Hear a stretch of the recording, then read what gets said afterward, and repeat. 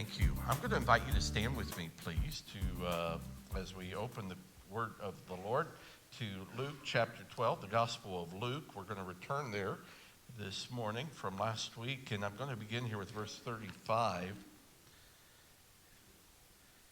Luke chapter 12, verse 35. I'll read down through verse 47. Jesus is speaking, and he says, "Be dressed ready for service, and keep your lamps burning, like servants waiting for their master to return from a wedding banquet, so that when he comes and knocks, they can immediately open the door for him. It will be good for those servants whose master finds them watching when he comes. Truly, I tell you, he will dress himself to serve, will have them recline at the table, and will come and wait on them. It will be good for those servants whose master finds them ready, even if he comes in the middle of the night or toward daybreak. But understand this, if the owner of the house had known at what hour the thief was coming, he would not have let his house be broken into. You also must be ready, because the Son of Man will come in an hour when you do not expect him."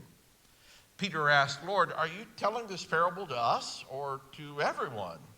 And the Lord answered, "Who then is the faithful and wise manager whom the master puts in charge of his servants to give them their food allowance at the proper time? It will be good for that servant whom the master finds doing so when he returns. Truly, I tell you, he will put him in charge of all his possessions. But suppose the servant says to himself, 'My master is taking a long time in coming,' and he then begins to beat the other servants, both men and women, and to eat and drink and get drunk.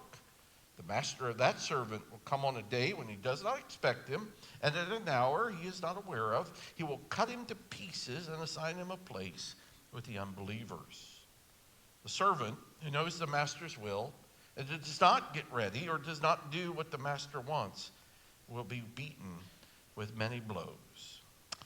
May God add his blessing to his word this morning. You could be seated.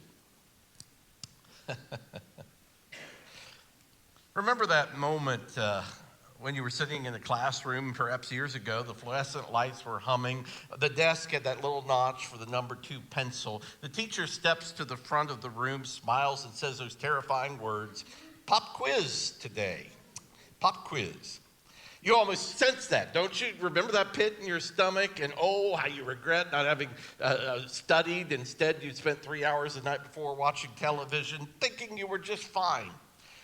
There's something in the human spirit, I think, in us, and every one of us, that really fears about being caught unprepared. Well, as we continue our journey through Luke this morning, we are again returning to Luke chapter 12. And Jesus is talking to us about the ultimate pop quiz, if you will. He's talking about the end of history. He's going to talk to us about his return. Now, for some of you, I know that as soon as I say the words second coming, maybe you get a little twitchy. Maybe you grew up like I did as a kid. You know, when I was a kid, we had charts and books and Hal Lindsey and all of those kinds of things. We had the bumper stickers that said, "In case of rapture, this car will be unmanned." Remember that? When we were kids, we saw those movies about the tribulation, and that just terrified me, and thought about that and had nightmares for weeks. And for some reason, in our church, they'd show those movies on New Year's Eve. I don't know why that was the case, but that was the case. I even remember the anxiety a couple of times when I came home and nobody was there. My family couldn't find anybody in the house, and I thought maybe I had been left behind. Can anybody relate to those moments? Okay, a few of you. Okay, good. Well, if that's you this morning, I want you to take a deep breath. Funny thing happened, however, when I started to study the Bible for myself. Because when Jesus talks about his return, he isn't trying to get you into a bunker. He is trying to wake you up to life. He's trying to tell us that it is only by thinking clearly about the future that we can live wisely in the present. So this is the big idea this morning. Jesus wants us to master the art of living ready. And Jesus begins here with two vivid images, you'll note. Verse 35, he says, be dressed, ready for service, and keep your lamps burning. Now, in the original language, that phrase, dressed, ready for service, is actually a bit more earthy than that. Literally, it says, let your loins be girded. I don't know about you, but I haven't often used the word loins. How are your loins today, Bob? Oh, they're girded. Thanks for asking, Jeff. Don't do that. In the first century, you know this, men wore these long flowing robes. They were comfortable. They were breezy, if you will. They were great for lounging, but they were terrible for running or working or fighting. So if you tried to run, for instance, in a long robe, you'd trip over the hem and probably do a faceplant in the dirt. So if you had serious work to do, you would reach down, gather up the fabric, pull it under your legs and tuck it into your belt. You were literally tightening things up so you could move and work and do whatever. So Jesus is saying, don't get caught in your spiritual pajamas, if you will. Now he follows that with a second image. Keep your lamps burning. You can imagine the setting in that time before electricity, no street lights, no ambient glow from the city. When the sun goes down, it's dark, pitch black. If you didn't have your lamps trimmed, filled with oil, lit, you're paralyzed. You can't do anything. And so Jesus connects these images to a story. Like servants, he says, waiting for their master to return from a wedding banquet so that when he comes and knocks, they can immediately open the door for him. Now you get the picture. The master is at a wedding. Jewish weddings in the first century were legendary in the sense they didn't have a set end time. They were partying. They could go on for days. There were no cell phones in that day, and so you would not text your servants in the household and say, hey, ETA is about 20 minutes. Turn on the porch light for me. Nothing like that. He could come at 9 p.m. He could arrive at 3 a.m. And the good servant, the one who loves the master, doesn't want the master coming home to a locked door in a cold, dark house. I remember playing musical chairs as a kid. You remember that too. The music plays, you walk around, you're having a good time, but there's tension. You know, the it's going to stop. You don't just know when, and because you don't know when, you have to walk with a heightened sense of alertness. So you're ready to pivot. You're ready to sit at a moment's notice, because if you get lackadaisical, if you just get casual, strolling about, thinking about what you're going to do for lunch, when the music stops, you're out of the game. Jesus says, live like the music could stop at any moment, not in fear, but in focus. Not in fear, but in focus. Then Jesus shifts the metaphor, and frankly, it's a little jarring. He says, but understand this. If the owner of the house had known at what hour the thief was coming, he would not have let his house be broken into. You must also be ready, because the Son of Man will come at an hour when you do not expect him. Now, what's weird about that? You caught it. Did you see that Jesus compares himself to a thief? Now, usually we think of thieves as pretty bad guys. And to be clear, I want you to know, Jesus isn't saying here that he's sinister or he wants to steal your TV. No. He's making a point about surprise. He's making a point about disruption. Thieves don't make appointments. You won't get a notification. Your scheduled burglary is set for 2 a.m. on Tuesday. No. If you knew when the thief was coming, you'd be ready. You'd be like Kevin on Home Alone. Remember? Get the black tar, get the tarantula ready, get the BB gun out, that kind of a thing. The thief succeeds because we are lulled into a false sense of security. We think tomorrow will be just like today was. And because of all that, we have this tendency to live in the land of someday. Because tomorrow is going to be like today. Someday, I'll get serious about my faith. Someday, I'll start being generous. Someday, I'll share my faith with my neighbor. Someday, I'll forgive that person. But what Jesus is saying is, what if there is no someday? What if the only time you have is this time, right now? What if tomorrow isn't like today? Now, you know this. You know what it is to watch a movie filled with suspense. That first time you watch it, you're holding on to the armrest, you're eating your popcorn nervously, you're terrified at what's going to happen next. But you've also watched a movie a second time, same movie, same event, but you watch it rather relaxed. And you know why? Because you've seen it before. You know how it ends. Well, Jesus here is inviting us to look at our today from the vantage point of eternity. And if you really knew that Jesus was coming back tonight, how would that change your afternoon? Would you hold that grudge? Would you stress about that dent in your car? Would you keep your wallet closed? Things in the present look suddenly very different when viewed from the perspective of your future. Now, in response, you'll notice here that Peter asks a question. He says, Lord, are you telling this parable to us or to everyone? And I think what's going on here is Peter wants to know if Jesus is directing this warning only to the outsiders or to also these disciples. And if you follow Luke, you'll notice that this is one of the big themes, is the dividing line of judgment between those who are Christians and those who aren't.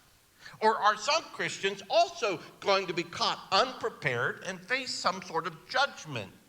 In other words, does just becoming a Christian make you prepared? Or is Jesus talking about something more, giving a warning that he would direct to people who are actively following him? Now, Jesus, in typical fashion, doesn't answer the question directly. He tells another story to help Peter, I think, diagnose himself.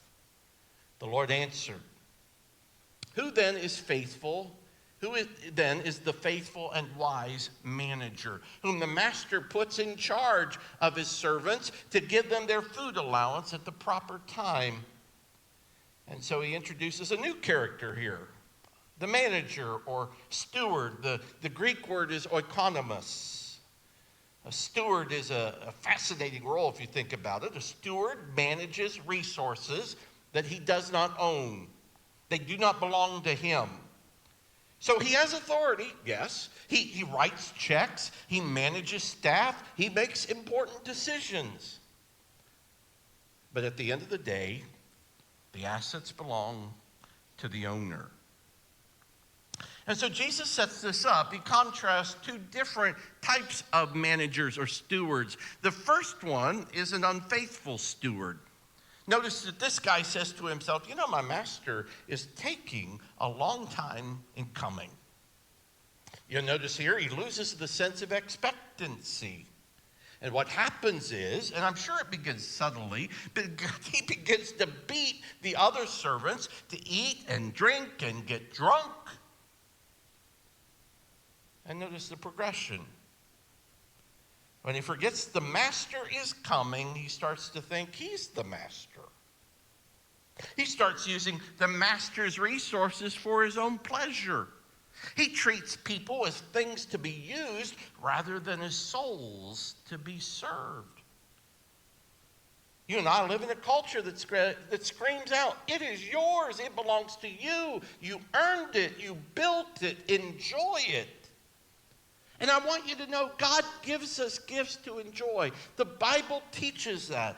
But the unfaithful steward forgets the source.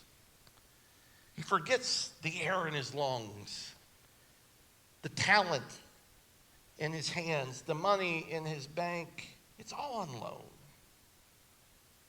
All on loan from the master. And then Jesus tells us about the faithful steward. The faithful steward here is described as the one who is found doing when the master returns. Now, doing what? Well, it says giving them their food allowance at the proper time. The faithful steward is managing this and is awake to the task of meeting needs. Now, notice, I think this applies to physical needs. Absolutely. He's looking at the people around him, the other servants, the world itself, and saying, you know, my master cares about them, and so I need to act in such a way that shows that he cares. My master wants to feed them, so I want to feed them too. But I think it also applies perhaps to the deepest need of the human soul, a person's need for God. If you think about it, what is our world starving for today? It's not just bread. Jesus said, man should not live by bread alone. And so the faithful steward realizes that the people around him are starving for hope. They're starving for grace. They're starving for the gospel. And the master has left a pantry full of it. When Jesus ascended to heaven, he gave Peter and the disciples, the church, one task to accomplish here on earth. You've heard it before, but we call it the Great Commission. Jesus simply said, go and make disciples of all the nations. I want to remind you of some statistics. Sociologists tell us that there are over 17,000 different people groups or nations in an ethnic sense in our world. There are still 7,000 of them that would be considered unreached. Do you know that that represents over 3 billion people? 3.2 billion, in fact. In other words, if you line them up 5 across, they would circle the globe 5 times.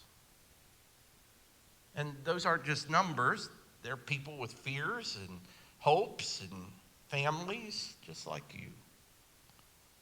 People are made in the image of God, and the faithful steward says, I can't sit on my master's resources while the master's children are starving for the bread of life.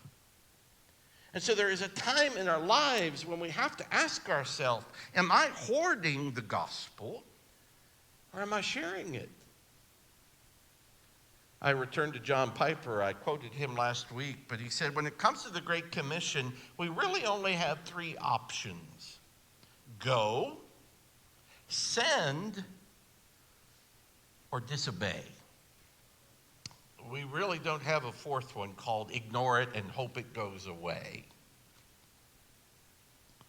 Now I want you to think with me, and I want to address something here that is something I think we need to talk about when we talk about being ready. We need to think that if we often think to ourselves, you know, if I get so focused on heaven, I'm going to miss out on earth. We have this obsession with what we call the bucket list. You know what I'm talking about. Before you kick the bucket, I need to do this and this and this, because you'll think that you might never get another chance. I have to see the pyramids. I have to eat sushi in Tokyo. I have to go skydiving, whatever it is.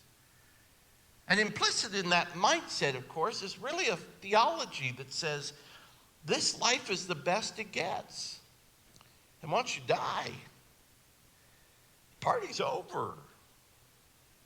That's the theology behind that. But I want you to think about this. If you're a follower of Jesus and you really believe it, and how many of us really believe it, this idea they call YOLO, you only live once, is a lie. The Bible teaches that when Jesus returns, he is bringing a renewal of all things, a new heaven and a new earth. It's a regenesis all over again. And so this morning, I want you to think about that most beautiful place you've ever been to on earth. Maybe it's Hawaii or the Swiss Alps or just your grandmother's back porch looking out into the back 40. That's just a shadowy glimpse of the reality that is coming. And by the way, then, if you miss Hawaii in this life, you're going to have the new earth equivalent in the next, and I guarantee you, you won't have mosquitoes and sunscreen to worry about, and the flight won't be delayed. You don't need a bucket list if you truly believe in the resurrection, because you'll have eternity to explore what God has prepared. So much you can do when you have forever. Except for one thing. There is one thing that you can't do in heaven that you can do here. You cannot share the gospel with a lost person in heaven. There will be no one to witness to, because everyone there will already know. So if you want to make a list this morning, maybe it ought to be a list of those people that you want to take with you. Maybe it ought to be the list of the people you're praying for and you're wanting to reach for and reach out to, and make a list of where I should invest, an investment that will last forever. Adoniram Judson was a famous missionary. I don't have time this morning to go into his whole story, from the U.S. He wanted to marry a woman named Anne and take her to Burma. He wrote a letter to her father asking for permission to marry. It's one of the most intense letters I think you'll ever read. And he asked her father this question, or these questions. Can you consent to part with your daughter to see her no more in this world? To expose her to the dangers of the ocean, to degradation, insult, persecution, and perhaps a violent death? Now, why would he write that?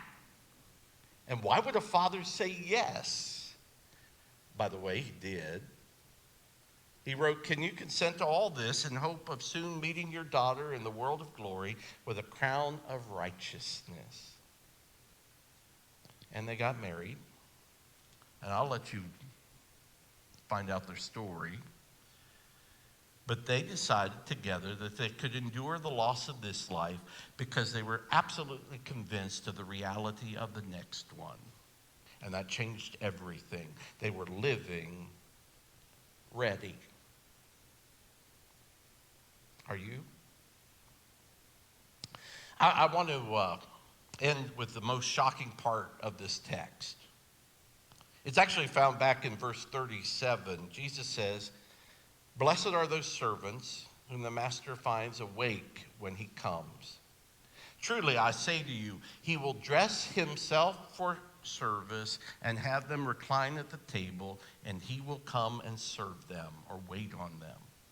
Now, I almost want to read that again. Did you get the picture?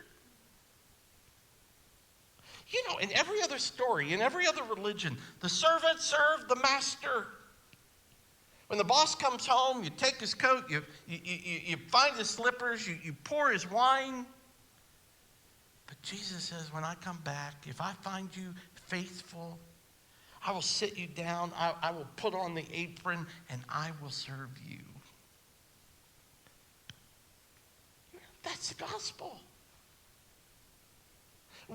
We don't live ready, friends, because we're terrified of a tyrant. We don't serve the poor and share the gospel because we're trying to earn our keep. We do it because we serve a master who has already, by the way, served us at the cost of his own life. You noticed here, you saw it, the text warns about the unfaithful servant being cut to pieces. It's a harsh image. This judgment thing, this being cut off. But then I realized that Jesus is exactly the one who took that for me. He was cut off so he could be, so I could be brought in. He served us already in death, and he promises to serve us in his return. He will say, you worked hard. You stayed awake. You loved the people I loved. Now sit down. Let me pour the wine, and let's celebrate. So this is my challenge for me this week, and maybe for you. I want you to imagine that Jesus is coming back in the next 24 hours, not to scare you, but to clarify you. If you knew he was coming, who would you call? What apology would you make? What fear would you let go of? What friend would you strike up a conversation with? Let's not wait for someday. Jesus says, be dressed for action. Keep your lamp burning. The master is coming. And by the way, he's bringing a party with him. And what a party it will be.